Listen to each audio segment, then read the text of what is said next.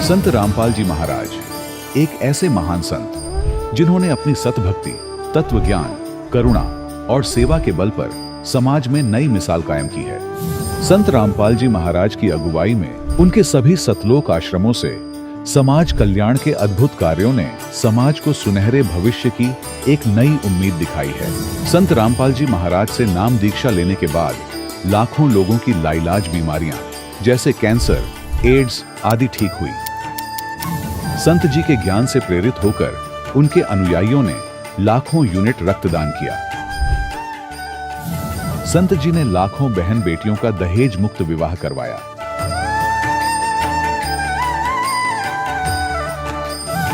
संत जी ने लाखों लोगों का नशा छुड़वाया, करोड़ों उजड़े परिवार बसे। संत जी के आश्रमों में समागम के दौरान निःशुल्क नेत्र चिकित्सा, दंत चिकित्सा प्रदान की जाती है। संत रामपाल जी महाराज द्वारा समय समय पर पर्यावरण संरक्षण के उद्देश्य से बड़े स्तर पर वृक्षारोपण किया जाता है। संत जी ने जरूरतमंदों को तत्काल राहत पहुंचाने के लिए एम्बुलेंस सेवा शुरू की। संत जी अपने अनुयायियों को देहदान के लिए प्रेरित करते हैं, जिससे मानवता की सेवा और चिकित्सा क्षेत्र में सुधार हो सके। संत रामपाल जी महाराज के सभी आश्रमों में हर रोज निःशुल्क भंडारा आयोजित किया जाता है, जहां हर वर्ग, हर जाति और हर धर्म के लोग एक साथ बैठकर भोजन करते हैं।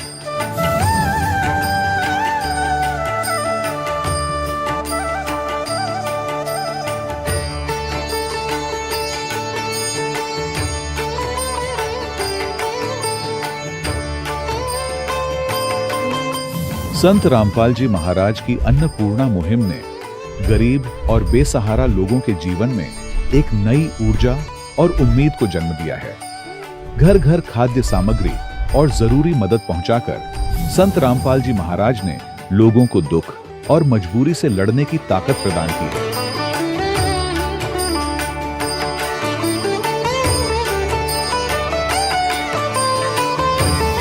संत रामपाल जी महाराज द्वारा गरीब लोगों के लिए घर बनवाने का अद्भुत कार्य एक ऐसी मिसाल कायम कर रहा है जो सदियों सदियों संत जी की उदारता और दया भावना के तौर पर जाना जाएगा।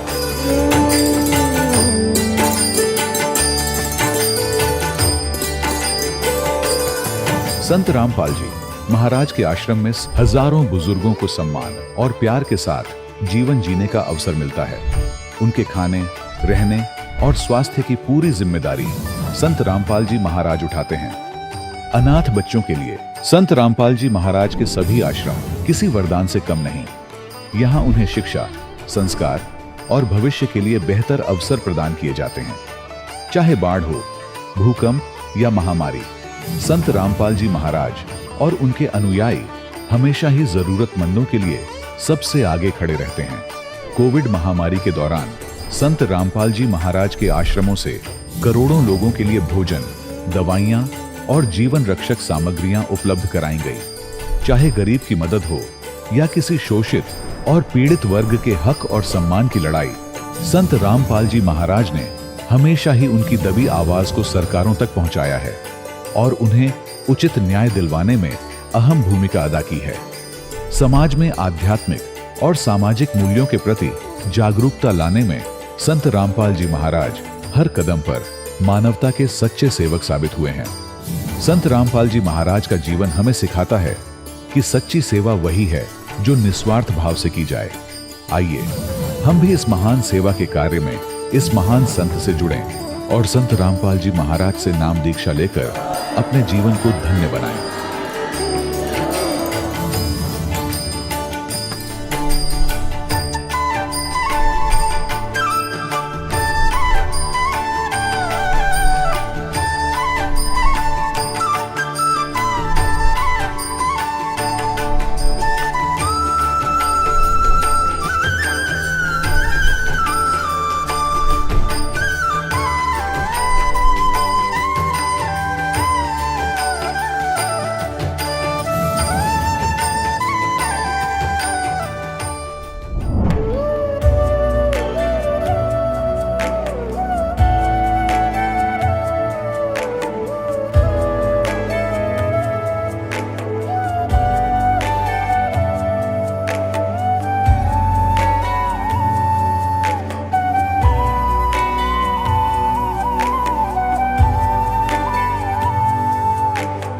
गीता अध्याय 15 के श्लोक 16-17 में 3 प्रभु बताए हैं। ये 3 प्रभु कौन हैं? किस प्रभु की शरण में जाने के पश्चात जन्म और मरण समाप्त हो सकता है? 3 प्रभुओं में सबसे उत्तम परमात्मा कौन है? कैसा है?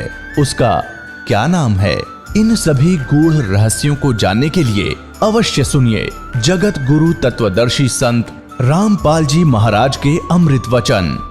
सत साहिब दर्शकों, इंसान अपनी पूरी जिंदगी अपने धर्म में प्रचलित सभी साधनाओं को करता है ताकि उसके घर में सुख शांति आए, बीमारियां दूर हों और जीवन की परेशानियां खत्म हो जाएं। लेकिन जब इन सब प्रयासों के बावजूद भी बीमारियां और परेशानियां उसके जीवन में बनी रहें, तब मन में यह प्रश्न उठने लगता है कि क्या सच में मैं शास्त्र अनुसार भक्ति कर रहा हूं?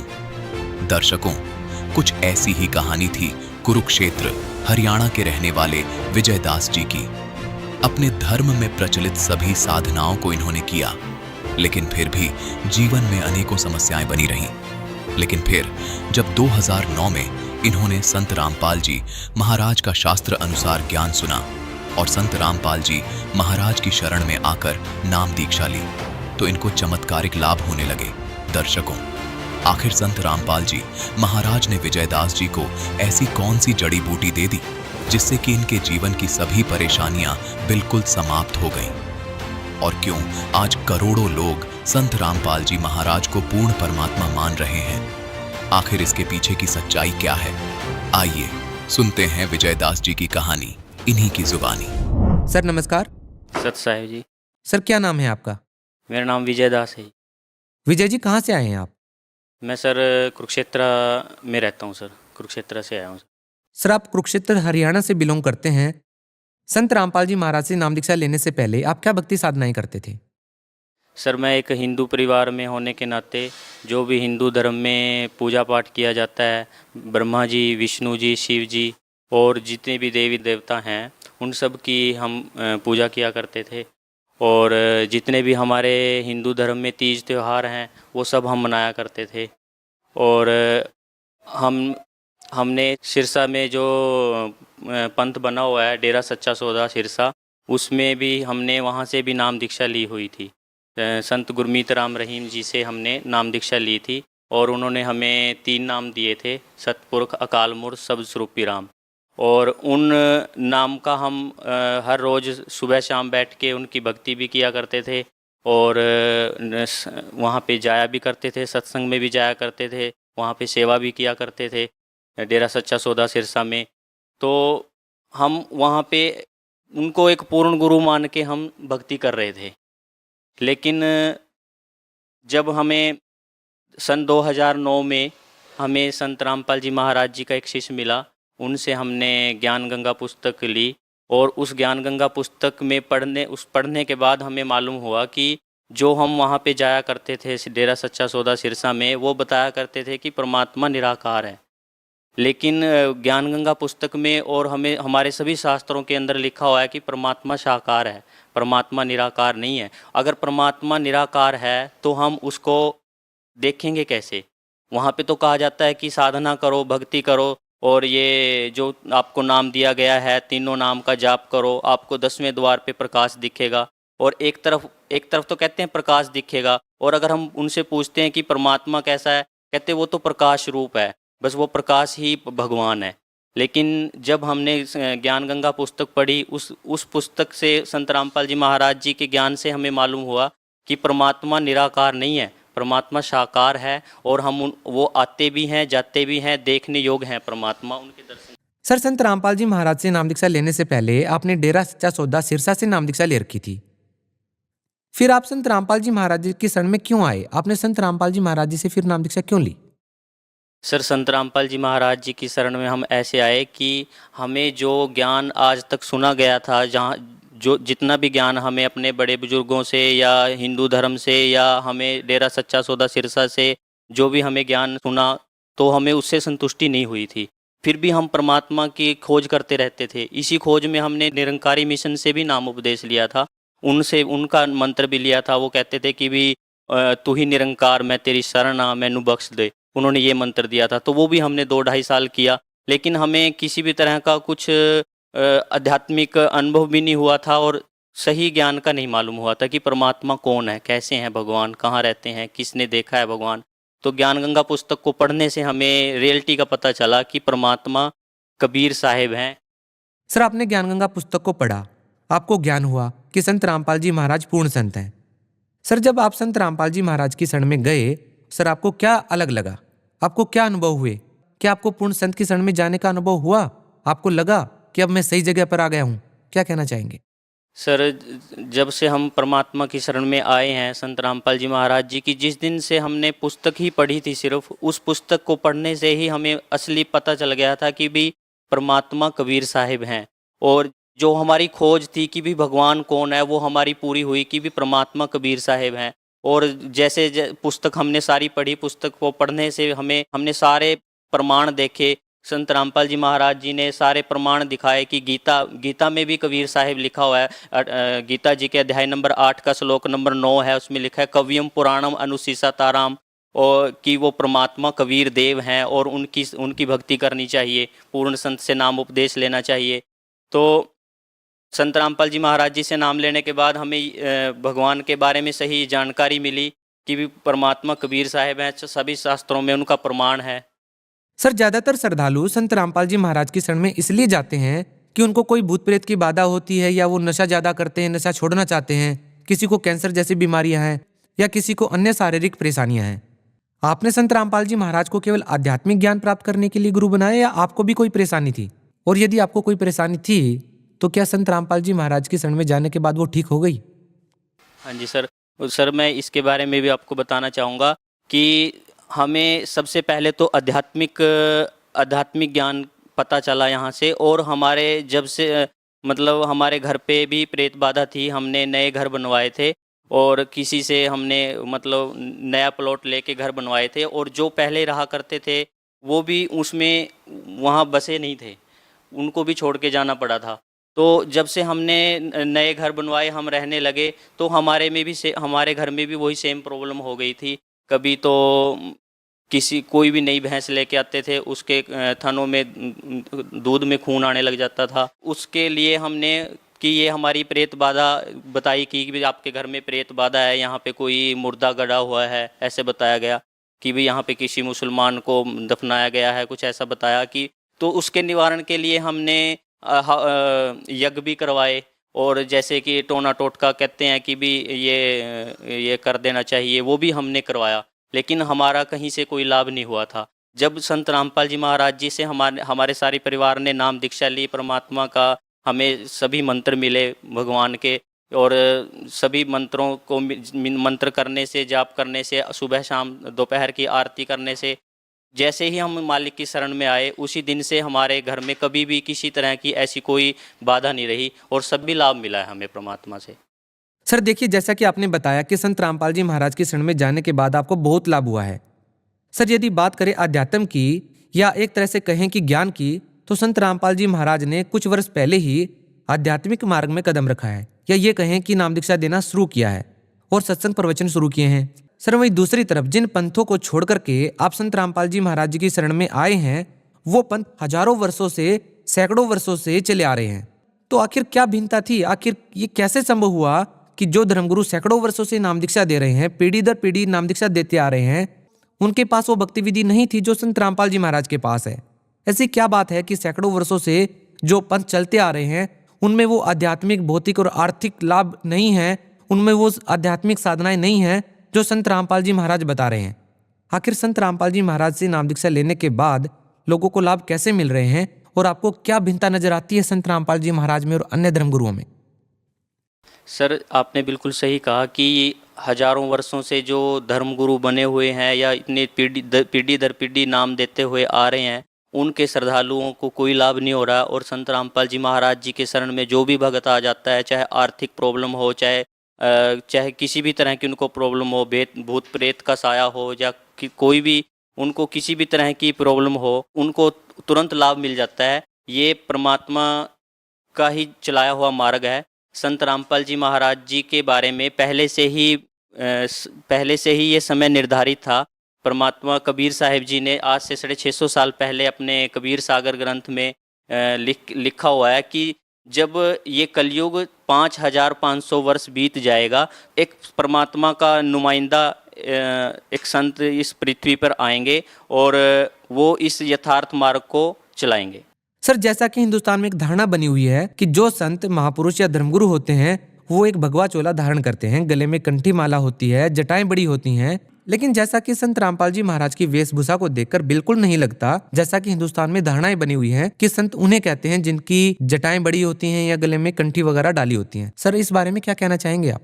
सर, ये जितनी भी धारणाएं बनाई हुई हैं, ये इन मतलब जितने भी नकली गुरु थे उन्होंने ये धारणाएं बना रखी हैं कि कंठी माला सुमरनी ये सब कुछ होगा तो वो पूर्ण संत होगा। ऐसा कुछ नहीं है। कबीर साहिब जी ने पहले ही इन सभी धर्म गुरुओं को लताड़ रखा है कि कंठी माला सुमरनी पहरे से क्या होए, ऊपर डूंढा साध का अंतर रख्या खोए। कि जब तक हमें आत्मिक और परमात्मा का ज्ञान नहीं होगा तो इन जितने भी हम आडंबर करते हैं, टीका लगाते हैं, माला पहनते हैं, कंठी पहनते हैं, इनका कोई लाभ नहीं है। सर, संत रामपाल जी महाराज जी से नाम दीक्षा लेने के बाद आपको क्या क्या लाभ मिले? सर, संत रामपाल जी महाराज जी की शरण में आने के बाद हमें सबसे पहले तो आध्यात्मिक लाभ हुआ। हमें पता लगा कि भी परमात्मा कौन है और सच्चे मंत्रों का हमें ज्ञान हुआ। आर्थिक लाभ सर हमें ये हुआ कि हम संत रामपाल जी महाराज जी की जब से शरण में आए हैं तब से हमारे को किसी भी तरह की कोई कमी नहीं है। मालिक की दया से कोई भी आज तक हमारा कोई काम अकाज नहीं हुआ है। आर्थिक लाभ भी हमें बहुत हुए हैं, लेकिन परमात्मा के ज्ञान से हमें पता चला कि भी साईं इतना दीजियो जिसमें कुटुंब समाए, हम भी भूखे ना रहें अतिथि ना भूखा जाए।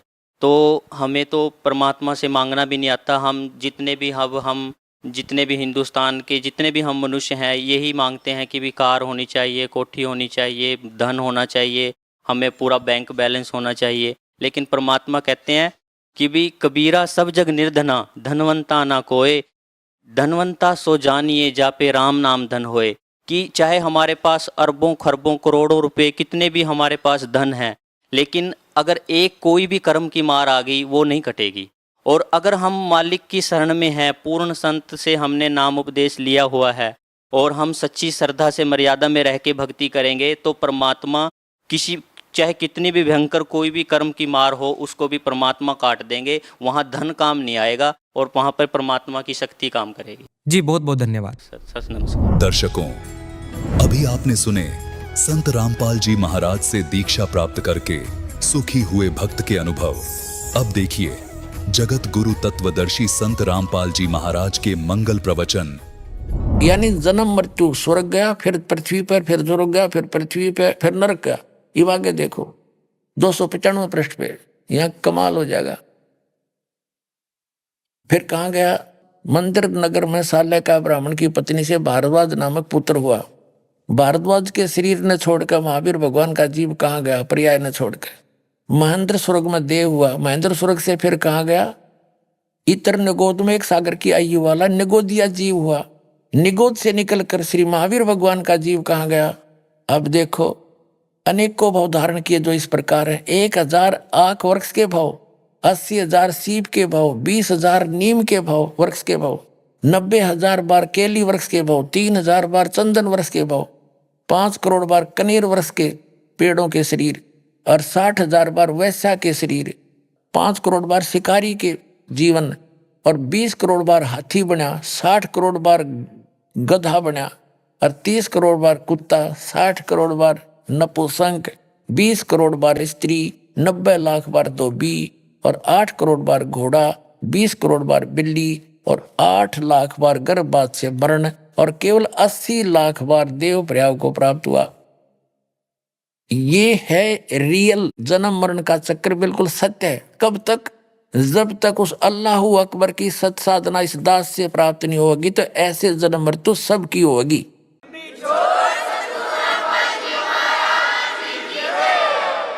और ये हालत तो ब्रह्म सत्र की साधना करने वाले की है, जो वेद ज्ञान दाता और गीता ज्ञान दाता, कुरान शरीफ का ज्ञान दाता है, ये एक है।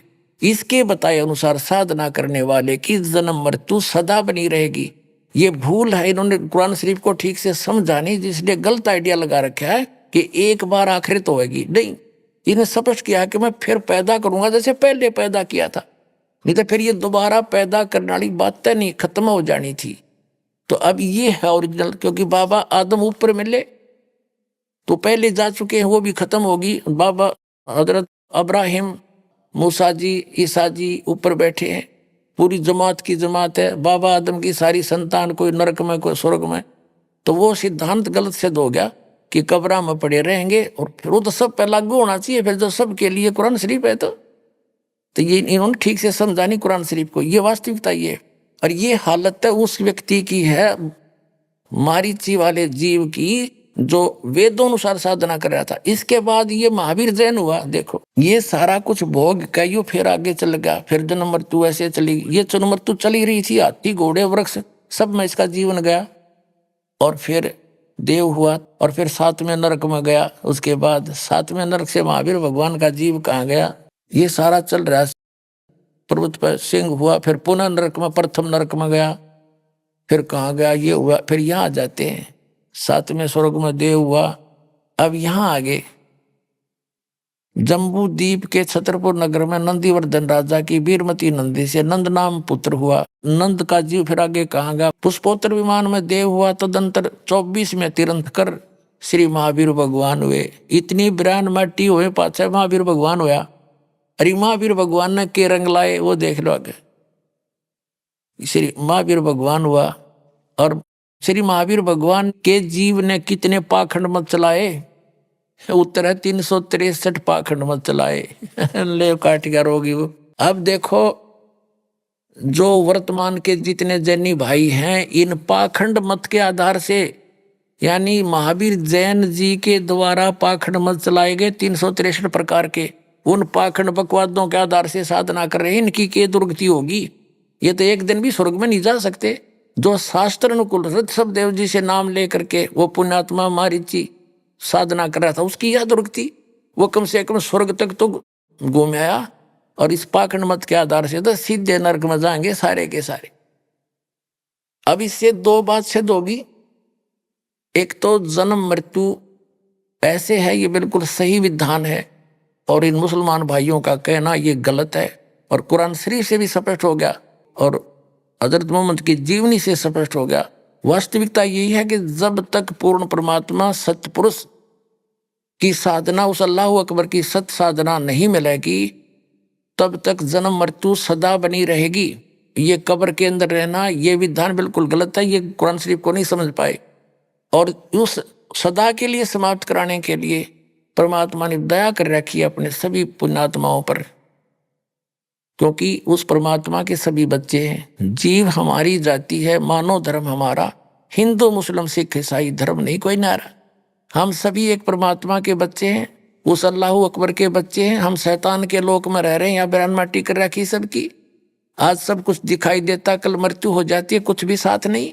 ये धोखे में देकर और विवश करके रखा हुआ है, ये सारे काम जबरदस्ती करवाता है। हजरत मोहम्मद को इसने अपना ज्ञान जबरदस्ती पढ़ाया, जबरील देवता के माध्यम से डरा धमका कर। इसका विधान दिखाएंगे कभी समय आने पर। तो ये ऐसे ही कर रहा है, और वो पूर्ण परमात्मा स्वयं आता है, सहशरीर आता है, उसका नाम कबीर है, अल्लाह अकबर है, वो परमात्मा कबीर है। वो आकर के अपना सच्चा ज्ञान रूबरू आकर देता है। हम पहचान नहीं पाते क्योंकि हम गलत ज्ञान ग्रहण किए हुए थे। अब वो नहीं आए तो इस दास को भेज रहा कि अपना आत्माओं अपना कल्याण कराओ और मुक्ति पाओ। बोलो सतगुरुदेव।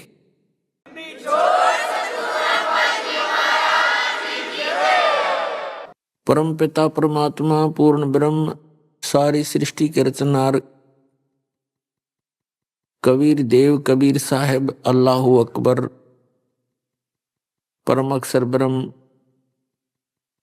पूर्ण परमात्मा जी की असीम रजा से आप परमात्मा की प्यारी आत्माएं उस परमेश्वर की महिमा सुनने के लिए उपस्थित हुए। धन भाग हैं आपके, धन हैं आपके माता पिता जिनसे आपका जन्म हुआ।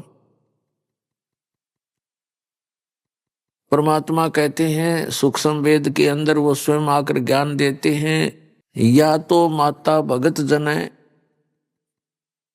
या दाता या सूर, और नहीं तो रह ले बांझड़ी क्यों व्यर्थ गंवावे नूर। परमात्मा ने कहा या तो माता भगत उत्पन्न करे या कोई सूरवीर उत्पन्न करे और या कोई दानवीर दानी उत्पन्न करे, अन्यथा इसके अतिरिक्त जो संतान हो, ऐसे स्वभाव की संतान नहीं है, तो इससे अच्छा तो बांझ रह ले, कोई उत्पन्न ना करे वो अच्छा। तो पुण्यात्माओं, आप उन माता पिता से जन्म है आपका जिन्होंने आपको भक्त जना, दानी जना और सूरवीर हो आप, क्योंकि इस दास को खूब पता है जो इस परमेश्वर के मार्ग को ग्रहण कर समाज के अंदर जी रहा है वो कितनी सूरवीरता से जी रहा है, किस किस प्रकार की उसने बाधाओं का सामना करना पड़ रहा है, फिर भी सबको चीरते हुए चल रहा है। तो आप के अंदर वो तीनों क्वालिटी हैं, इसलिए धन्य है आपके माता पिता जिनसे जन्म हो।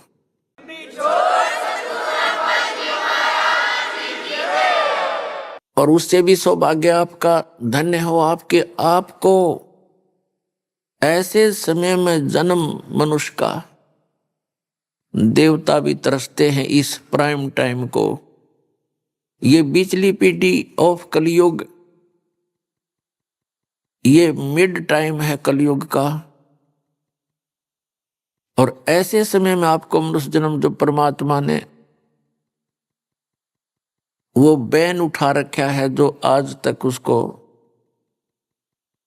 छुपा के रखना था, जिस यथार्थ भक्ति और ज्ञान को, आज परमात्मा का वो समय आ गया है जिस समय में इसको सार्वजनिक करना था।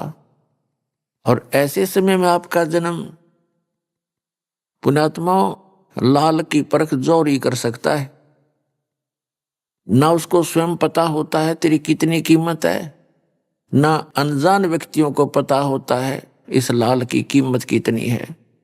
ये दास जौहरी है, आप उस परमात्मा के हीरे मोती लाल हो। आपके लिए वो परमात्मा कितने तरफ रहे थे अपनी प्यारी आत्माओं को काल के जाल से निकालने के लिए, कितने युगों से आपके पीछे पड़ रहे हैं, कितने आपके पीछे फिर रहे हैं। कहते हैं गोता मारूं स्वर्ग में और जा बैठूं पाताल, और गरीब दास ढूंढते फिरे हम अपने हीरे मोती लाल। आप उन हीरे मोती लालों में से हैं जो कि काल ने पता नहीं कहां कहां फेंक दिए थे, और आज आपको ऐसे समय में मनुष्य जीवन प्राप्त है। तो पुण्यात्माओं, अब इसका लाभ उठाना, सावधानी बरतना थोड़ी सी, बस इतने में बात बन जाएगी। क्योंकि आप तो युगों युगों से मालिक की शरण में रहे हो, फिर पैर फिसल गया फिर चले गए। अब जिनको सारनाम प्राप्त हो जाता है और वो पार नहीं हो सकते क्योंकि कई कारण बन जाते हैं, तो वो पुण्यात्माएं परमात्मा की प्यारी आत्माएं होती हैं। सारनाम जिनको मिलता है वो विशेष आत्माएं होती हैं, वो पार नहीं होती हैं या भटकती रहती हैं, तो फिर परमात्मा नए सिरे से फिर उनको तैयार करता है। तो इस चौथे युग में इसी समय में आपका दाव लगेगा पार होने का, और इसको चूक गए तो पुण्यात्माओं बहुत लंबा फिर बखेड़ा फिर शुरू हो जाएगा। तो सावधानी बरतना, और सावधानी इतनी है कि जो गुरु वचन पर डट गए कट गए फंद 84 के, भाई जो गुरु वचन पर डट गए कट गए फंद 84 के। गुरु जी की आज्ञा का पालन करें, समाज ने एक तरफ धर दे, क्योंकि जो इस ज्ञान को नहीं सुनते वो तो अपने जो रीति रिवाजों को अंतिम मान के उसी प्रोसेस को, उसी प्रोसीजर को फाइनल माने बैठे। लेकिन हमारा मार्ग उससे हटकर है, और इस भगत और जगत का आपस में विरोध क्यों रहा है? इसका कारण यही है कि समाज की रीतियां अलग हैं। वो तो यही जन्म और मृत्यु के इस प्रोसेस में इस चक्कर में रहने की है और हमने इससे निकलना है। उससे निकलने के लिए वो रीति रिवाजें अलग हैं, तो हमने उनसे हटकर आगे बढ़ना है और किसी का बुरा नहीं मानना। यदि आपको कोई गलत कहता है, आपने ये जानकर कि वो बालक है, उनको ज्ञान नहीं है, आपका जो विरोध करते हैं वो अनजान है, जब उनको समझ में आएगा तो उनको बहुत पछताना पड़ेगा। पुण्यात्मा, उस परमात्मा ने आके ये ज्ञान दिया है कि मनुष्य जीवन बार बार प्राप्त नहीं होता, और प्राप्त हो जाता है तो फिर उसमें संत नहीं मिला करते। संतों के झुंड फिर रहे हैं। शास्त्र विरुद्ध साधना बताने वाले महापुरुष संत कहलाने वाले बिना गिनती के हैं।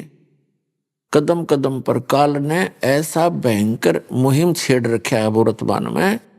उसको पता है कि वो समय आ गया कि परमात्मा अपने बच्चों को सबको ग्रहण करेंगे, और उसने भी अपना पूरा एडी से चोटी का जोर लगा रखा है। ये नकली पंथ चला के नए नए संत न्यारे पैदा करके जहां देखा 20-30 हजार 50 हजार 1-2 लाख करोड़ करोड़ व्यक्तियों को ये काल के दूत फंसाए बैठे हैं।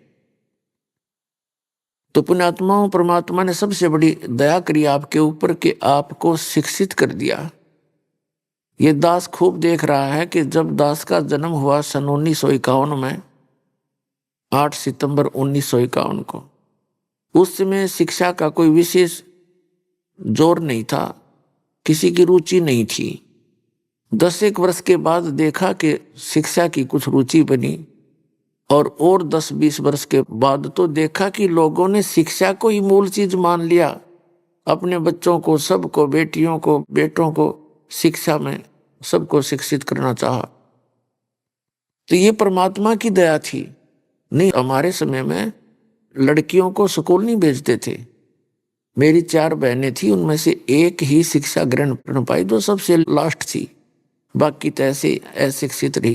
तो कहने का भाव ये है कि परमात्मा ने आप पे रजा बख्शी, चाहे किसी भी लालच में आपने बेटियों को भी पढ़ाना शुरू कर दिया और बेटे भी पढ़ गए।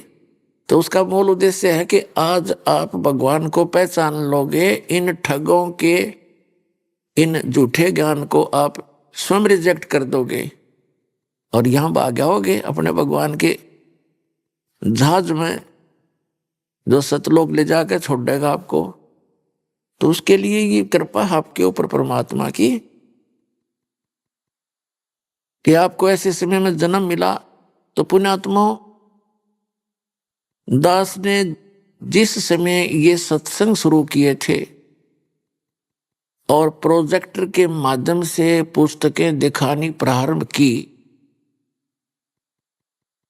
हमारे भक्तों को अन्य संतों के जो शिष्य थे वो ये कहते हुए सुने जाते थे कि वो किसा गुरु भाई तुम्हारा, वो तो पुस्तक पढ़ पढ़ कर सुनाता है, और टीचर तो वो होता है जो बगैर पुस्तक उठाए फटाफट सुना दे।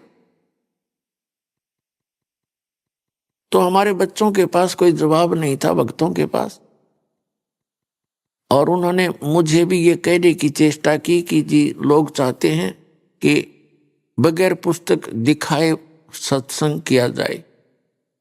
तो उन बच्चों की सलाह को मैं नहीं मान सकता था, क्योंकि दास को पता था कि अपनी अपनी कह गए इस दुनिया के माँ, अरबिंद साहेब की बंद की कहीं ठोट ठिकाना ना। अपनी अपनी तो दुनिया कह ही रहे हैं सभी संत, और सभी उन्हीं सदग्रंथों का हवाला देते हैं और अपना अपना ज्ञान भिन्न भिन्न बता रहे हैं, विधान अलग अलग बता रहे हैं। तो दास को पता था कि ऐसे ही बात बनेगी जब तक ये दास आपके रूबरू नहीं करेगा।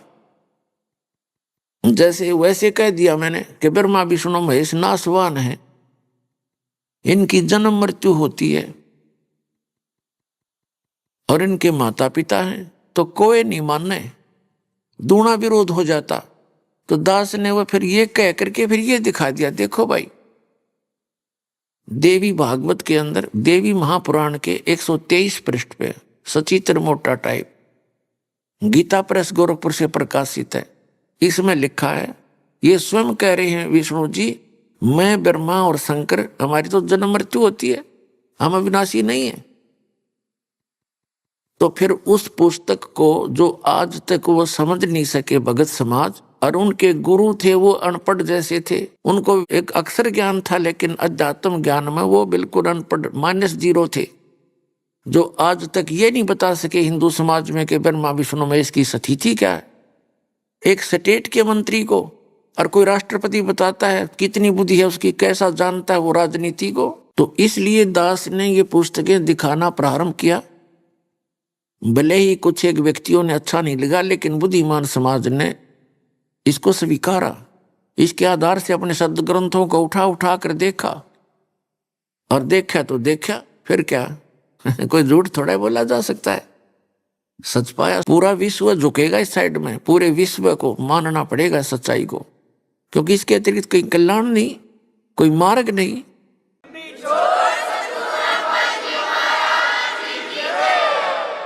तो जो प्रसंग चल रहा है कि ये बीच वाला समय जो कलयुग का है, ये मोक्ष काल है, मोक्ष समय है। और इस समय में जो भी परमात्मा की शरण में आ जाएंगे, सतभक्ति करेंगे, उनका मोक्ष होगा, वो उस स्थान पर चले जाएंगे।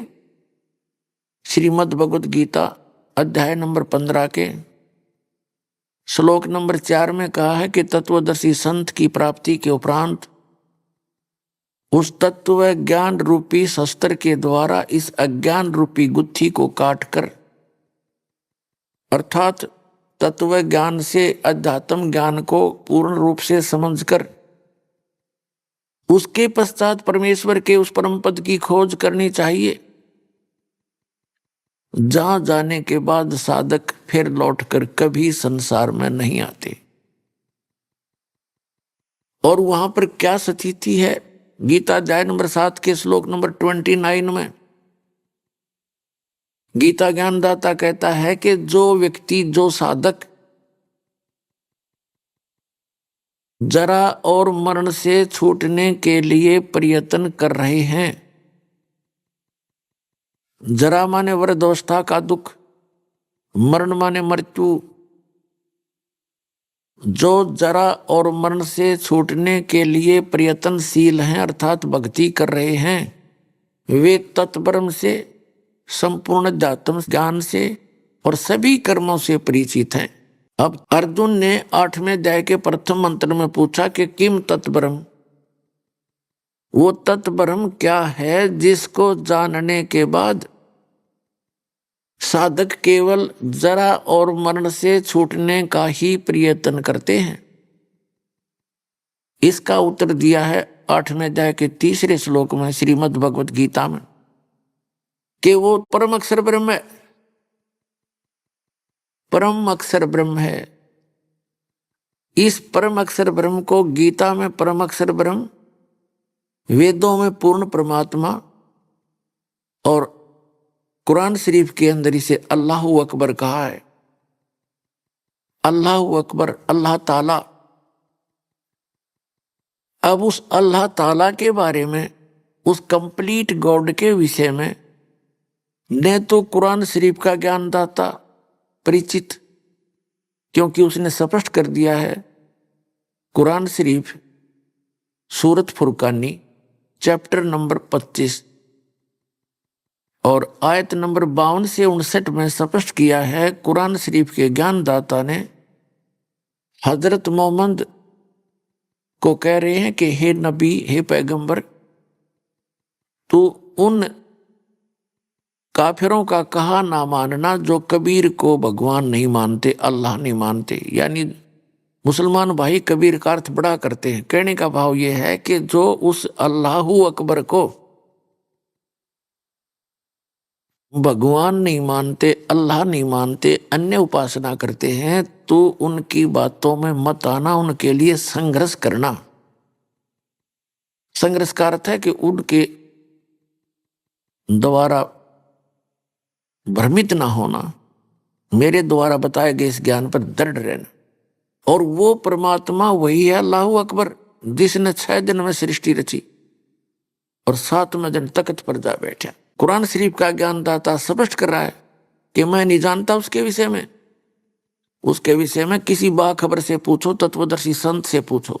अपने आत्माओं, इससे स्पष्ट हो गया कि कुरान शरीफ का ज्ञानदाता उस अल्लाह अकबर के बारे में परिचित नहीं है, तो उस अल्लाह अकबर की भक्ति विधि भी इस कुरान शरीफ में नहीं है। उसके लिए तो ऑप्शन छोड़ दिया उसने कि बाखबर बताएंगे, तो बाखबर ये दास है। आज मानियो चाहे 10 वर्ष के बाद मानना पड़ेगा आपको, इस पृथ्वी पर यदि कोई संत है सतमार्ग दर्शन करने वाला तो ये दास है।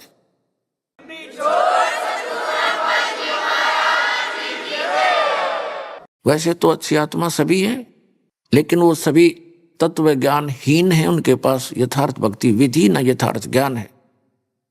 इसी प्रकार गीता ज्ञानदाता चौथे अध्याय के 32वें श्लोक में कहता है कि अर्जुन, जो 25 से लेकर 30 श्लोक तक चौथे अध्याय के मैंने बताया कि कोई देवताओं की पूजा करता है, कोई केवल स्वाध्याय करता है, कोई तीक्ष्ण अहिंसावादी व्रत रखता है, जैसे मुंह पर पट्टी बांध कर नंगे पैरों घूमते हैं, या कोई आसन करते हैं, कोई देवताओं की पूजा करते हैं, ये अपनी अपनी साधना को पाप नाशक जानते हैं, लेकिन वो कंप्लीट ज्ञान नहीं है। चौथे अध्याय के गीता जी के 32वें श्लोक में कहा है कि वो इस प्रकार की वास्तविक यज्ञों की जानकारी, यज्ञ माने धार्मिक अनुष्ठान, धार्मिक अनुष्ठानों की जानकारी विस्तार के साथ ब्रह्मण मुखे यहां चौथे अध्याय के 32वें श्लोक में अनुवादकर्ताओं ने अल्पज्ञता दिखाई है, क्योंकि उनकी बुद्धि काम नहीं कर रही थी, उनको पता ही नहीं था।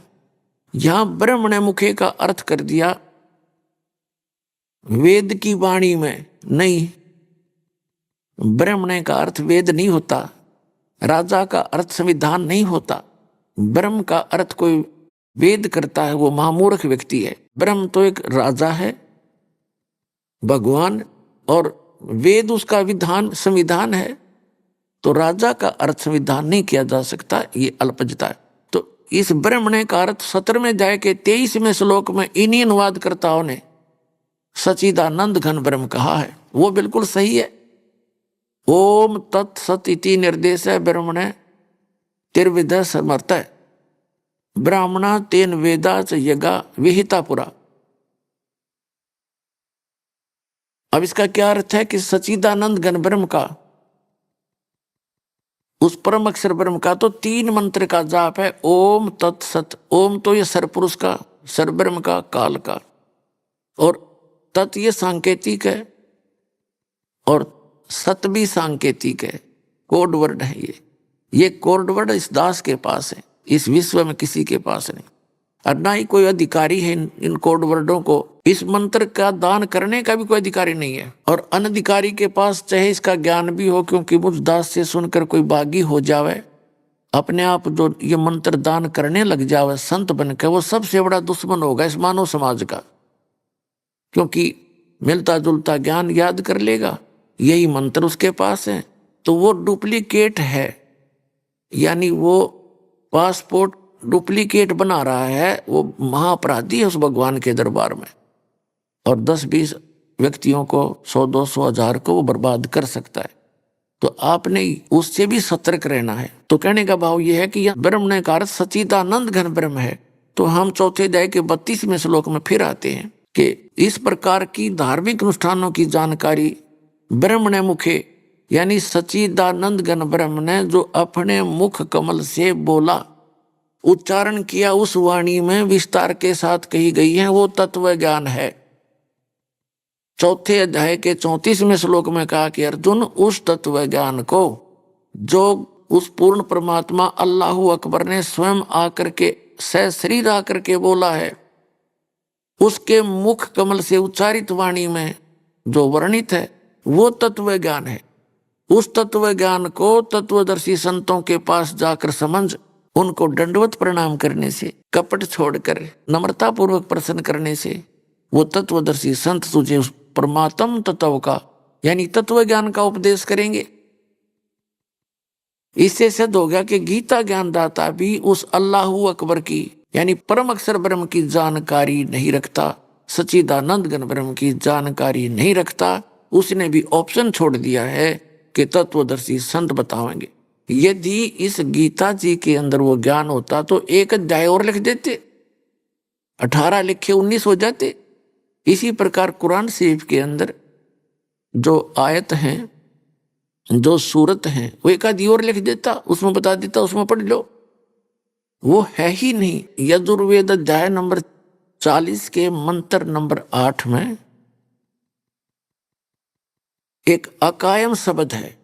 ये अनजान लोग इस अकायम शब्द से भगवान को बिना काया का मानकर ढोल पीटना शुरू कर देते हैं। इनको कख तो पता नहीं। उसमें केवल अकायम शब्द अकेला नहीं है, उसमें लिखा है कि सप्रियागात वो सबसे पहला शरीरधारी है। और शुक्रम अकायम, शुक्र माने माता पिता के योग से बना हुआ उसका शरीर नहीं है। वो शुक्र से बनी काया नहीं है, शुक्र से बनी काया रहित है। और फिर आगे उसमें लिखा असनाविरम अवर्णम, अवर्णम यानी उसमें कोई जख्म नहीं होता, वो निराम्य है, निरोग है उसका शरीर। और असनाविरम उसके शरीर में स्नायु नहीं है। तो इसका मतलब बॉडी तो है उस भगवान की, और उसका स्पष्ट नाम लिखा है वो कबीर मनीषी, वो कबीर देव है, सर्वज्ञ है। मनीषी माने सर्वज्ञ, और स्वयंभू है, स्वयं ही बनता, उसका कोई जनक नहीं है। स्वयंभू माने जिसका कोई जनक ना हो, स्वयं ही बना हुआ हो। ऐसे ये वेद के अनुवाद करता भ्रमित है, भगवान को निराकार बताते हैं, उसमें स्पष्ट साकार लिखा है। यजुर्वेद अध्याय नंबर 40 के मंत्र नंबर 8 को ये मुसलमान प्रवक्ता डॉक्टर जाकिर नायक जी भी कैसे अनुवाद करता है कि उसका जिस्म नहीं है, बॉडी लेस है भगवान। तो इन्हें खाक पता है। आगे 40वें अध्याय के मंत्र नंबर 9 का अनुवाद गलत करते हैं। ये संभूति का अर्थ है जो उत्पन्न होता है, असंभूति जो उत्पन्न नहीं होता है। इसका निष्कर्ष निकाला है। अभी आपने सुने संत रामपाल जी महाराज के मंगल प्रवचन। आइए अब सुनते हैं संत रामपाल जी महाराज से नाम दीक्षा लेकर सतभक्ति करके अद्भुत लाभ प्राप्त करने वाले अनुयायी के विचार। दर्शकों, मनुष्य अपने जीवन में सुख और शांति की खोज में अपने धर्म में प्रचलित विभिन्न भक्ति साधनाओं को अपनाता है। वह धार्मिक रीति रिवाजों और परंपराओं को निभाने में अपना पूरा जीवन लगा देता है। फिर भी उसके जीवन में दुख कम होने के बजाय बढ़ते ही जाते हैं, और जिसके कारण समय के साथ साथ उसकी आस्था कमजोर पड़ने लगती है और उसका विश्वास उस एक पूर्ण परमात्मा पर से उठने लगता है। दर्शकों, ऐसी ही कहानी थी मध्य प्रदेश की रहने वाली नसीम खान जी की। नसीम खान जी अपने जीवन में पूरी श्रद्धा से नमाज पढ़ती थी, रोजे रखती थी और पीरों की इबादत करती थी, लेकिन इसके बावजूद भी इनके जीवन में न तो शारीरिक सुख था और न ही मानसिक शांति। लेकिन दर्शकों, आज नसीम खान जी का कहना है कि जब से मैंने संत रामपाल जी महाराज जी की शरण ग्रहण की है, तब से मेरे और मेरे परिवार के जीवन के सारे दुख छू मंत्र हो गए हैं। दर्शकों, आखिर नसीम खान जी ने संत रामपाल जी महाराज के ज्ञान को क्यों सच्चा ज्ञान बताया? चलिए जानते हैं इसके पीछे की सच्चाई क्या है। सुनते हैं नसीम खान जी की कहानी उन्हीं की जुबानी। नमस्कार जी। सच साहिब। क्या नाम है जी आपका? नसीम खान। बहन जी कहाँ से हैं आप? मध्य प्रदेश, MP, जिला मुरैना। संत रामपाल जी महाराज से नाम दीक्षा आपने कब ली? संत रामपाल जी महाराज से हमने 2017 में नाम दीक्षा ली। संत रामपाल जी महाराज से नाम दीक्षा लेने से पहले आप क्या भक्ति साधनाएं करती थी? जो हमारी समाज में बचपन से नवाज, रोजे, अल्लाह अल्लाह बस यही करते थे। तो फिर क्या कारण बना कि आप मुस्लिम धर्म से संत रामपाल जी महाराज से आपने नाम दीक्षा ली? बहुत परेशान रहते थे, बहुत परेशानी रहती थी, नमाज पढ़ते रहते थे। हमने एक हमारी समाज में जो मतलब पीर होते हैं वो हमारे पिताजी थे, उनको हमने अपना वो बना रखा था। वो हमको नवाजों की सूरतें बताते थे, पढ़ने को बताते थे। रात में नमाज की इबादत बताते थे, वो करते थे, फिर भी परेशानी दूर नहीं होती थी। मेरे पे 3 बेटी 1 बेटा है। बेटियों पे भूत पलीत का साया रहता था, परेशानी बहुत रहती थी। मेरे हस्बैंड को फालिस भी मार गई थी। मैं अपने बच्चों का बहुत मुश्किल से पालन पोषण करती थी और जो पीर बनाए थे उनके बताए रास्ते पे चलती थी, फिर भी दिन पे दिन परेशानी आती थी और हर वक्त रोना राट, बहुत परेशान रहते थे। मेरी बड़ी बेटी ने हिंदू समाज में शादी कर रखी, उसकी वजह से हमारे घर वाले बहुत खिलाफ हो गए, हमको बहुत लड़ने भिड़ने लगे, फिर हमने अलग रहने लगे। ऐसे हम बहुत परेशान रहते थे भगत जी। मगर जो हमने जो पीर बना रखे थे वो हमारे साथ रहते थे, उनकी हम बहुत अच्छे से सेवा करते थे। और पीर जो हमने बना रखे थे हमारे पिताजी, वो हमको ऐसे बताते थे, ये पढ़ो तो इससे सट्टा लंबर जाने क्या होता है, वो उससे पैसा मिल जाएगा जी, मिल जाएगा। वो भी हम कर रखते थे, फिर भी हम बहुत परेशान रहते थे और कोई लाभ नहीं मिलते थे। फिर हमारे जो दामाद हिंदू समाज में करे थे वो छोड़ के भी चले गए। बच्ची थी 3 महीने की और हम ज़्यादा परेशान रहने लगे अल्लाह अल्लाह कर करके। फिर एकदम हम कलियर शरीफ दरगाहों पे, मज़ारों पे, सब जगह जाते थे, इतनी परेशानी में भी, फिर भी हमको कोई लाभ नहीं मिलते थे। हम अजमेर शरीफ गए, कलियर शरीफ गए और पटियाला में जो भी जहाँ जहाँ दरगाह अच्छी अच्छी थी वहाँ भी जाते थे। अपनी समस्या लेके हमारी कोई पूरी नहीं होती थी और हम परेशान रहते थे। हमें संत रामपाल जी महाराज के बारे में हमारे दामाद जो हिंदू समाज में थे उनने हमको बताया कि ये अपने अल्लाह हैं जी, देखो अपने कुरान शरीफ में जी लिखा है, वो लिखा है। फिर उन्होंने हमें सत्संग भी बताया और सुनाया। हमने कि हमें ले चलो, तो हमें आश्रम लेने गए। हमने कि ठीक है, हमें नाम उपदेश दिलवा दो। फिर हमने नाम उपदेश लिया संत रामपाल जी महाराज से। जैसे कि आपने बताया कि मुस्लिम धर्म में जितनी भी भक्ति साधनाएं होती हैं वो सब करते थे आप अजमेर शरीफ भी गए और भी आपने नाम गिनाए। तो क्या संत रामपाल जी महाराज से नाम दीक्षा लेने के बाद आपके ऊपर जो समस्याएं थी वो ठीक हुई? जो हम इतने परेशान रहते थे उनसे नाम उद्देश्य लेके हमारी सब परेशानी सब दूर हो गई। आज हम बहुत खुशी से हैं, बहुत अच्छे हैं, परमात्मा की भक्ति कर रहे हैं और 2017 से और नियमों से चल रहे हैं और हमें बहुत लाभ मिल रहा है, बहुत अच्छे से रह रहे हैं, सब परेशानी दूर हो गई हमारी। जो हमारे बेटा नहीं जुड़ा हुआ था, हमने नाम दीक्षा ले रखी थी गुरुजी से, संत रामपाल जी महाराज से, तो उसके ऊपर इतना बड़ा केस लगा था जी वो सर कि हम बहुत परेशान थे और थाने के सामने हम बहुत रो रहे थे और ऐसे रो रहे थे। हमारा एक ही बच्चा है कि जी यानी कौन से केस में लगा देंगे और हमारा बच्चा छोटा है, इतनी समझ में भी नहीं है और ऐसे दुश्मन पड़ गए थे, उसको निकलने नहीं दे रहे थे। हमारी बेटियां, हम बहुत रोते फिर रहे थे। उसने अंदर मन ही मन में वो घबरा गया, उसने मन ही मन में याद करा कि मम्मी किनसे जुड़ी हैं, मैं बाहर निकल आऊँ तो मैं भी मम्मी के संग में चलाऊँगा। मैंने कही ये संत रामपाल जी महाराज गुरु जी मेरे बच्चे को बाहर निकाल दो और ये तो उल्टा सीधा कोई केस लगा देंगे। मेरी बेटियां बहुत डकरा रहे थे, बहुत परेशान हो रहे थे। फिर अचानक में 6 बजे एक ऑफिसर आया, उसने कि क्या है, ने कि ऐसे ऐसे। तो हमने कि सर हमारा बच्चा सीधा है, कुछ नहीं है, फालतू की लोगों ने फंसवा दिया है। तो हम रोने लगे, बहुत परेशान होने लगे। फिर उनने ऐसे गुरुजी ने रक्षा करी कि पता भी नहीं पड़ी कि कब मेरा बच्चा बाहर मेरे सामने आ गया। आके मैं बस से परमात्मा ये मेरे गुरुजी, मैंने जैसे ही हाल गाड़ी मंगाई और सीधे आश्रम लेके गई उसने हाल तुरंत में नाम उपदेश लिया और वहाँ से हम बहुत खुशी से होके आए। परमात्मा ने इतनी दया करी कि हम तो बहुत रो रहे थे, जो कह रहे थे अब नहीं बच्चा कैसे निकलेगा। बहुत बुरे लोग थे, उनने जानबूझ के मेरे बच्चे को केस में फंसा रखा था। वो मेरे को परमात्मा की दया से लाभ हुआ, बहुत बड़ा लाभ हुआ। नहीं आज मेरा बच्चा कहाँ होता। और ऐसे दुश्मनों के हत्थे से ऐसे परमात्मा ने गुरुजी ने निकाल दिया कि हमें एहसास ही नहीं हुआ कि हम इतना डकरा रहे थे, इतनी बड़ी परेशानी से हमें बचा लिया।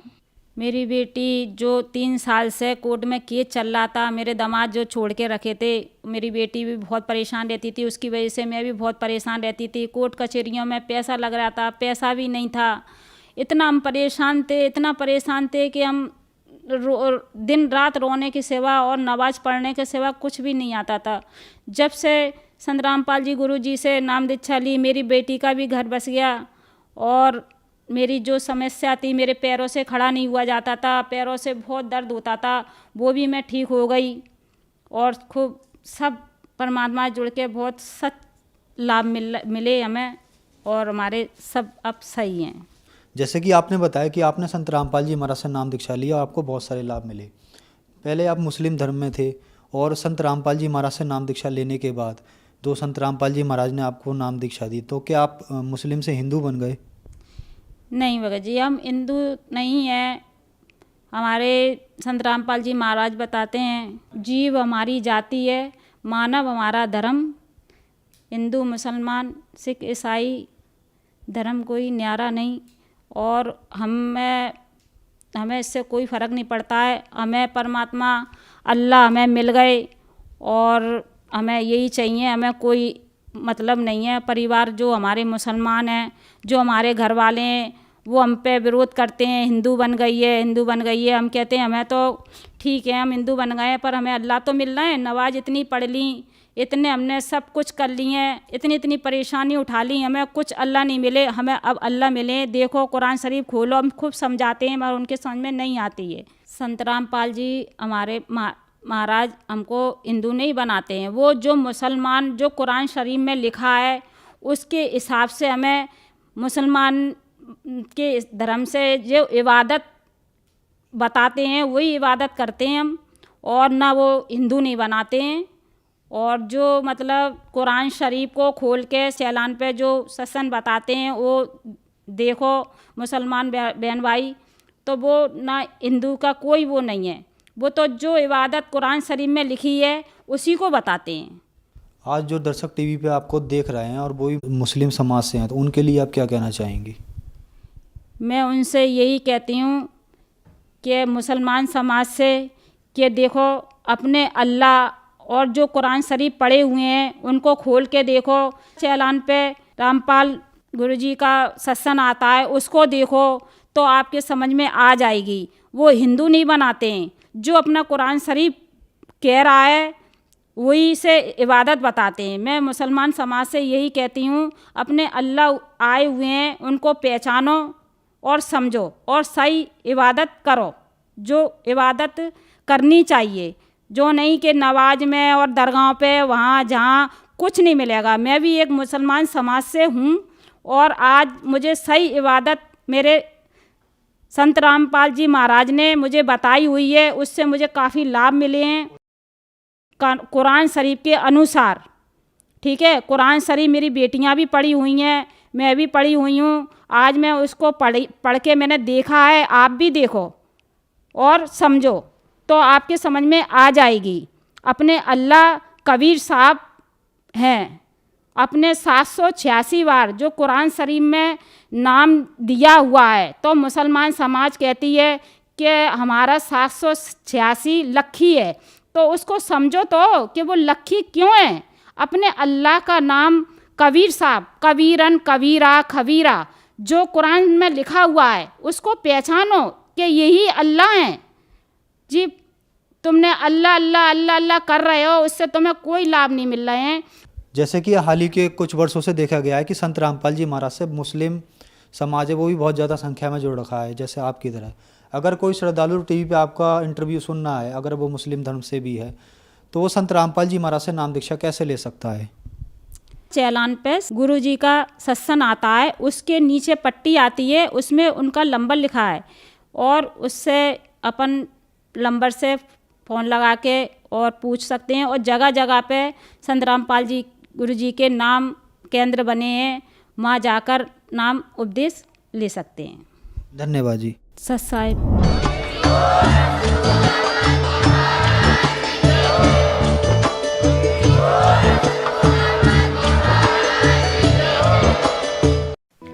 आप सुन रहे थे जगत गुरु तत्वदर्शी संत रामपाल जी महाराज के मंगल प्रवचन। अधिक जानकारी के लिए संपर्क करें।